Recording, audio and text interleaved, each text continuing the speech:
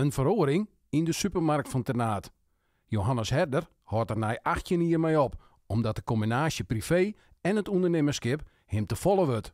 Wij hebben 18 jaar hier met heel veel plezier hebben wij de Spar hier rond internaat. Super goede collega's, super fijne klanten, we hebben prachtig tijd gehad. Maar na 18 jaar hebben wij een besluit genomen om ermee op te houden en iets nieuws te beginnen, of nieuws op te zoeken. De winkel internaat wordt oernaam troch de gebroeders Verbeek, de eigenaars van de co-op supermarkt in Holwert. En daar maakt een nieuwe formule in. Omdat we nog in gesprek zijn met Spar, kwam Muzek ter oren en kregen wij het aanbod van, zou je hem eventueel belang hebben bij de Spar internaat? Nou, dat hingen we wel. En nou, omdat ik hier dus alleen zit en ik denk, ja, 2 winkels nemen alleen is best wel een uitdaging.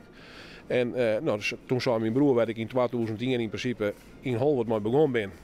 Trots we daarna uw eigen paard van zei van, nou, dat leek het me wel leuk om met die samen te werken.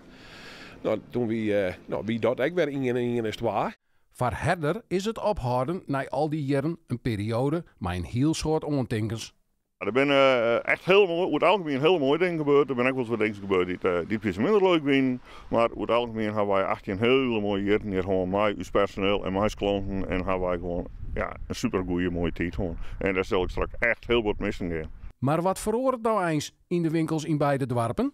We houden beide, alleen het enige spaarbloed zat er is nou internaat, daar is men er bekend mee. Meestal bleef ik al jaar, geven we echt niks in verhoring. Het verholwert is natuurlijk wel een hele omslag, want we gaan van koop naar spaar.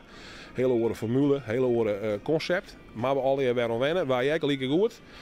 En dat geven we machinaal ervaren en nou, daar hebben we machinaal een hele producent in.